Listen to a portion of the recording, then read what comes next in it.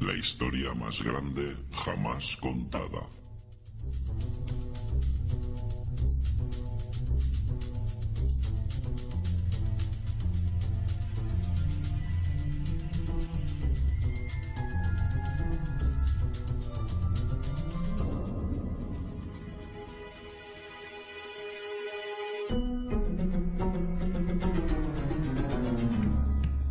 Este es el Sol.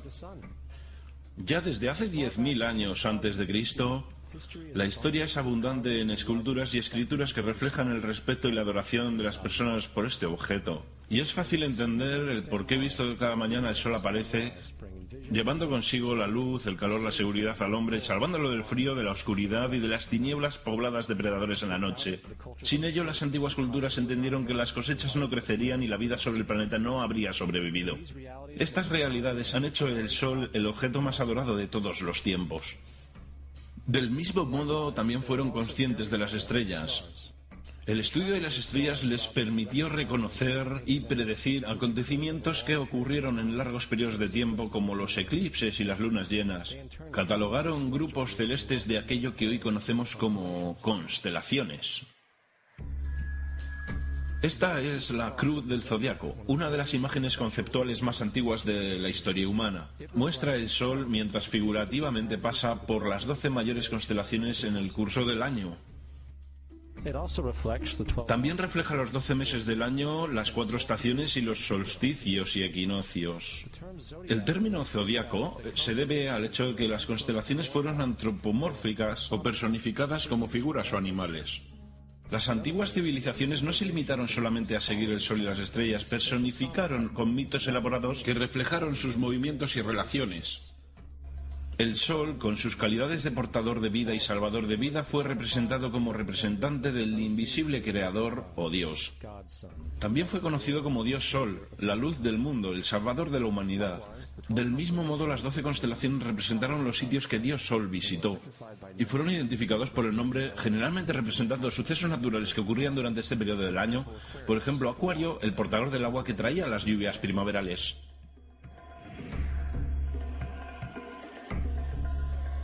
Este es Horus, el dios del sol de Egipto de 3000 años antes de Cristo. Es el sol antropomorfizado y su vida es una serie de alegorías mitológicas que tienen que ver con su movimiento en el cielo. Gracias a los antiguos jeroglíficos egipcios sabemos mucho sobre este mesías solar. Por ejemplo, Horus, siendo el sol o la luz, tuvo a un enemigo conocido como Set, y Set fue la personificación de la oscuridad o la noche.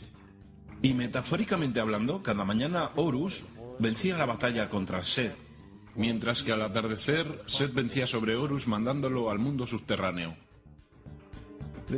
Es importante notar que oscuridad contra luz o bueno contra lo malo siempre ha sido una de las dualidades mitológicas más conocidas y es expresada hoy día de muchos modos. Hablando en general, la historia de Horus es como sigue. Horus nació el 25 de diciembre de la Virgen Isis Meri. Su nacimiento fue acompañado por una estrella en el este, que a su vez 3 reyes siguieron para encontrar y adorar al nuevo Salvador. A la edad de 12 años fue un niño maestro, y a los 30 años fue bautizado por una figura conocida Anu y empezó así su ministerio. Horus tuvo 12 discípulos que viajaron con él. Hizo milagros como curar a los enfermos y caminar sobre el agua. Horus fue conocido por muchos hombres como la Verdad, Luz, el Sagrado Hijo de Dios, el Buen Pastor, el Cordero de Dios y muchos otros. Después de haber sido traicionado por Tifón, Horus fue crucificado, enterrado por 3 días y después resucitó. Estas cualidades originales de Horus al menos parecen permanecer en muchas culturas en el mundo, puesto que aparecen en muchas otras divinidades generalmente con la misma estructura mitológica. Atis de Frigia, nacido por la Virgen Nana el 25 de diciembre, crucificado y enterrado y después de 3 días resucitó. Krishna de la India, nacido de la Virgen de Baki con una estrella del este que señaló su llegada, hizo milagros con sus discípulos y a su muerte resucitó.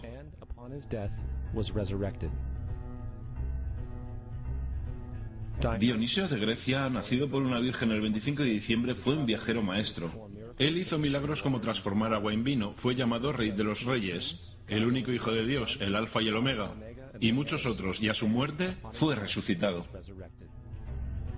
Mitra, de Persia, nacido por una virgen el 25 de diciembre, tuvo 12 discípulos e hizo milagros, y a su muerte fue enterrado 3 días y después resucitó. También fue llamado la verdad, la luz y muchos otros. Interesante el hecho que el día sagrado dedicado fue el domingo.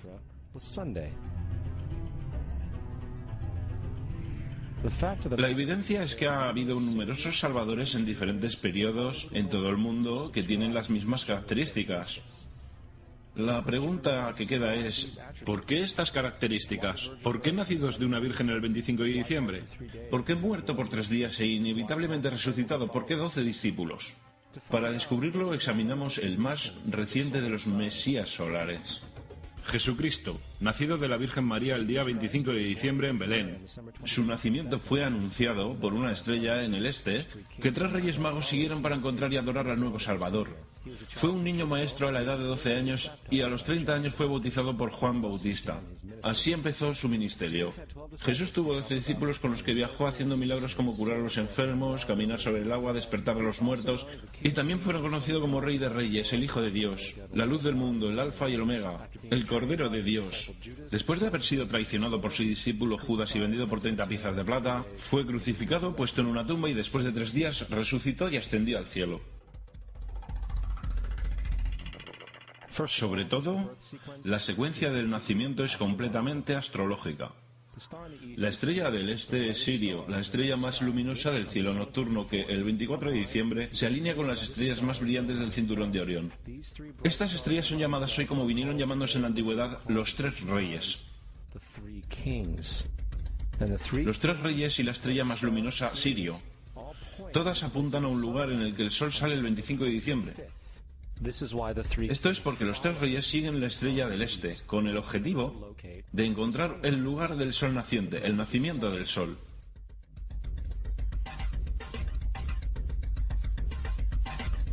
La Virgen María es la constelación Virgo.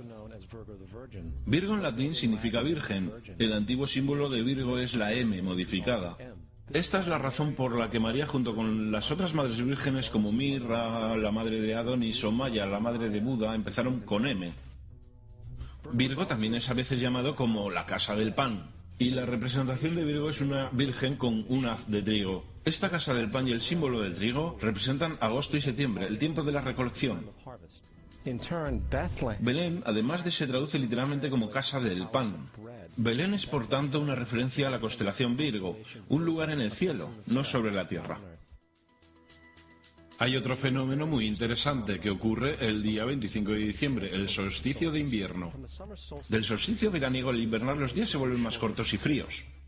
Desde la perspectiva del hemisferio norte, el sol parece moverse hacia el sur volviéndose cada vez más pequeño, acortándose los días y llegando al fin de las cosechas. Con su llegada el solsticio invernal simbolizó el proceso de la muerte. Fue la muerte del sol. Antes del 22 de diciembre la muerte del sol fue observada completamente y puesto que el sol se mueve hacia el sur continuamente por 6 meses, también es el día en que se encuentra el punto más bajo del cielo.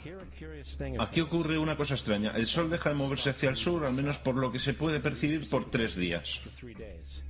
Durante estos 3 días de pausa, el sol reside en las vecindades de la constelación conocida como Cruz del Sur. Después de este tiempo, el 25 de diciembre, el sol se mueve 1 grado al norte, esta vez llevando consigo días más largos, el calor y la primavera. Por tanto, se dijo, el sol ha muerto sobre la cruz. Ha quedado muerto por 3 días y después ha vuelto a nacer. Esta es la razón por la que Jesús y otros numerosos dioses del sol comparten la crucifixión, la muerte por 3 días y el concepto de resurrección. Es el periodo de transición después de que el sol cambia de dirección hacia el hemisferio norte del planeta, llevando la primavera y la salvación. En todo caso, no celebraron la resurrección del sol sino hasta el equinoccio de primavera o Pascua. Esto es debido al hecho que en el equinoccio de primavera oficialmente el sol derrota las fuerzas de las tinieblas y el día se vuelve por tanto más largo en duración que la noche, y las condiciones revitalizantes de la primavera emergen. Ahora, probablemente lo más obvio de todo el simbolismo astrológico alrededor de Jesús concierne a los 12 discípulos. Son sencillamente las 12 constelaciones del zodiaco, con lo que Jesús, siendo el sol, viaja acompañado de ellas. En efecto, el número 12 es repetido muchas veces en toda la Biblia.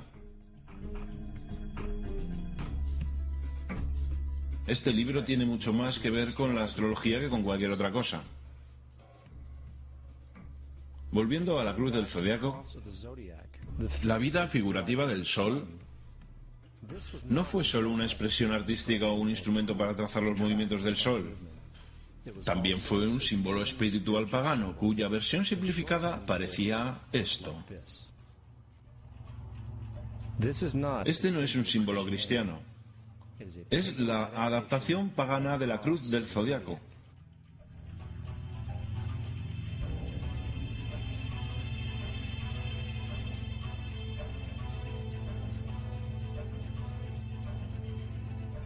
Es por esto que Jesús en el temprano arte oculto es mostrado siempre con su cabeza sobre la cruz.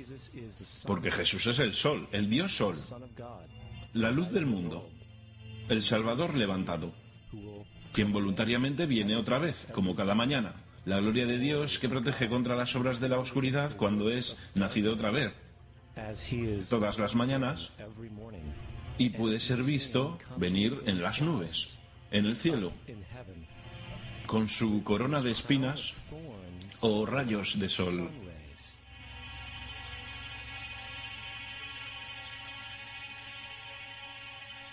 Ahora, de las muchas metáforas astrológicas astronómicas en la Biblia, una de las más importantes tiene que ver con las edades. Durante toda la escritura hay referencias numerosas a las edades. Para comprender esto, tenemos que estar familiarizados con el fenómeno conocido como la precesión de los equinoccios. Los antiguos egipcios, junto con culturas mucho más antiguas que ellos, supieron que cada 2150 años el amanecer en la mañana del equinoccio de primavera ocurre en un signo diferente del zodiaco. Esto tiene que ver con un lento bamboleo que mantiene la Tierra al rotar sobre su eje. Es llamado precesión porque las constelaciones se van retrasando, en vez de atravesar el ciclo normal anual. La cantidad de tiempo que necesita la precesión para pasar por los 12 signos es aproximadamente de 25.765 años. Esto también es llamado el Gran Año, y las sociedades antiguas eran muy conscientes de esto. Hicieron referencia a cada periodo de 2.150 años como una edad. Del 4300 al 2150 a.C. fue la edad de Tauro. De 2150 a un año después de Cristo fue la edad de Aries, el carnero. Desde el año 1 al 2150 después de Cristo, la edad de Piscis, la edad en la que estamos todavía hasta día de hoy. En el 2150 entraremos en una nueva edad, la edad de Acuario. Ahora, la Biblia refleja, hablando en general, un movimiento simbólico a través de 3 edades, mientras anuncia una cuarta. En el Viejo Testamento, cuando Moisés desciende del monte Sinaí con 10 mandamientos, está muy contrariado por ver a sus gentes venerar un becerro de toro dorado. A decir verdad, hizo añicos las tablillas de piedra y ordenó a sus gentes que se mataran para purificarse. La mayoría de los eruditos bíblicos atribuirían esta cólera al hecho de que los israelitas estaban venerando a un ídolo falso, o algo por el estilo. La verdad es que el toro dorado es Tauro, y Moisés representa la nueva edad de Aries, el carnero. Esta es la razón por la cual los judíos incluso todavía hoy soplan el cuerno del carnero. Moisés representa la nueva edad de Aries, y en esta nueva edad todos deben liberarse de la vieja edad. Las otras deidades marcan estas transiciones igualmente, como Mitra, un dios precristiano que mata el toro con la misma simbología. Ahora Jesús es la figura que conduce a la edad que sigue a Aries, la edad de Piscis, o los 2 peces. El simbolismo de pez es muy abundante en el Nuevo Testamento, cuando Jesús alimenta a 5.000 personas con pan y 2 peces. Cuando empieza su ministerio caminando a lo largo de Galilea, se hace amigo de 2 pescadores que lo siguen. Creo que todos hemos visto el pez Jesús en la parte trasera de los coches de mucha gente, aunque pocos saben lo que significa realmente. Es un simbolismo astrológico pagano para el reino del sol durante la edad de Piscis. También la presunta fecha de nacimiento de Jesús es esencialmente el principio de esta edad. En Lucas 22:10, cuando Jesús es preguntado por sus discípulos que dónde estarán la próxima Pascua después de marcharse, Jesús responde: Contemplad, cuando estéis entrando en la ciudad, allí conoceréis a un hombre llevando un cántaro de agua. Síguelo hasta la casa donde entre. Esta Sagrada Escritura es con mucho una de las más reveladoras de todas las referencias astrológicas. El hombre que lleva un cántaro de agua es Acuario.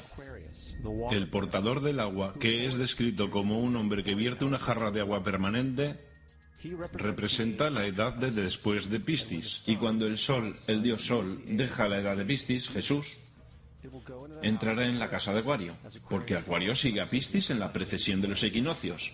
Todo lo que Jesús está diciendo es que después de la edad de Piscis vendrá la edad de Acuario. Todos hemos oído hablar alguna vez del fin de los tiempos o del fin del mundo. Aparte de las representaciones gráficas en el libro de la Revelación, la fuente principal de esta idea es Mateo 28:20, donde Jesús dice: estaré con vosotros hasta el final del mundo. Sin embargo, la versión del Rey James, mundo, es una mala traducción entre muchas malas traducciones. La palabra que realmente está utilizando es eón, que significa edad. Estaré con vosotros hasta el final de la edad. Es cierto, pues la personificación solar de Piscis de Jesús terminará cuando el Sol entre en la edad de Acuario. En su totalidad, el concepto del fin de los tiempos y fin del mundo es una alegoría astrológica mal interpretada. Digámosle eso a los aproximadamente 100 millones de personas en USA que creen que el final del mundo se acerca. El símbolo de Jesús, además de ser un híbrido literario y astrológico, es más explícitamente un plagio del dios Sol egipcio Horus. Por ejemplo, este grabado de hace aproximadamente 3.500 años en las paredes del templo Luxor en Egipto. Son las imágenes de la proclamación, la concepción inmaculada, el nacimiento y adoración de Horus. Las imágenes comienzan con la visión que anuncia a la Virgen Isis que concebirá Horus. Luego Nef, el Espíritu Santo que deja embarazada a la Virgen, y luego el nacimiento virginal y la adoración. Esta es exactamente la historia del milagro de la concepción de Jesús. A decir verdad, las semejanzas literarias entre Horus y Jesús son sorprendentes.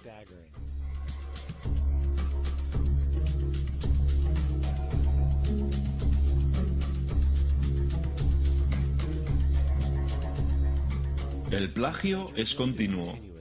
La historia de Noé y el arca de Noé son tomadas directamente de la tradición. El concepto de la gran inundación es ubicuo en todo el mundo antiguo, con más de 200 diversas citas en diversos periodos y épocas. Sin embargo, llegamos a fuentes tan lejanas como la epopeya de Gilgamesh, de origen precristiano, escrito en 2600 a.C. Esta historia habla de una gran inundación ordenada por Dios, un arca de animales salvados sobre él, e incluso el lanzamiento y el regreso de la paloma. Todo esto en común con la historia bíblica, entre muchas otras semejanzas. Y luego hay una historia plagiada de Moisés.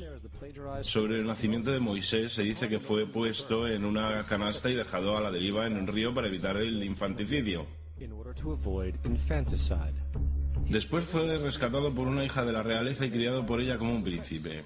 Esta historia del bebé en la canasta fue sacada directamente del mito de Sargón de Acadia, alrededor de 2250 a.C. Cuando nació Sargón fue puesto en una canasta para evitar el infanticidio y dejado a la deriva en un río. Fue rescatado y criado por Aquí, una reina matrona. Además, Moisés es conocido como el dador de ley, el dador de 10 mandamientos, la ley mosaica. Sin embargo, la idea de una ley que fue dada por Dios a un profeta sobre una montaña es también muy vieja. Moisés es solo un dador de ley en una larga línea de dadores de ley en una historia mitológica. En India, Mao fue el gran dador de ley. En Creta, Minos subió al monte Dicta, donde Zeus le dio las leyes sagradas. Mientras en Egipto estaba Mises, quien llevó tablas de piedra donde las leyes de Dios fueron escritas. Mano, Minos, Mises, Moisés. Y hasta los 10 mandamientos están sacados literalmente del hechizo 125 del libro de los muertos egipcio, en lo que en el libro de los muertos se leía: no he robado, se convirtió en no robarás; no he matado, se convirtió en no matarás; no he dicho las mentiras, se convirtió en no mentirás, etc. A decir verdad, la religión egipcia es la base fundamental de los principios de la teología judeocristiana. Bautismo, vida después de la muerte, sentencia definitiva, el alumbramiento virginal y la resurrección, la crucifixión, el arca de la alianza, la circuncisión, los salvadores, la sagrada comunión, la gran inundación, la Pascua, la Navidad, la Pascua de los judíos y mucho más. Son todo atributos de ideas egipcias. Preceden al cristianismo y al judaísmo en mucho tiempo. San Justino, uno de los primeros historiadores y defensores del cristianismo, escribió: Cuando decimos que Jesucristo, nuestro Maestro, fue concebido sin una unión sexual, fue crucificado, murió, resucitó y ascendió a los cielos, no proponemos nada diferente a lo que creen los llamados hijos de Júpiter. En un escrito diferente, San Justino dijo: Nacido de una virgen, acepte esto en común con lo que usted cree de Perseo. Es obvio que Justino y los primeros cristianos sabían lo similar que era el cristianismo de las religiones paganas. Sin embargo, Justino tenía una solución. En lo que a él se refería, el diablo lo hizo. El diablo tenía la previsión de anteponerse a Cristo y creó estas características en el mundo pagano.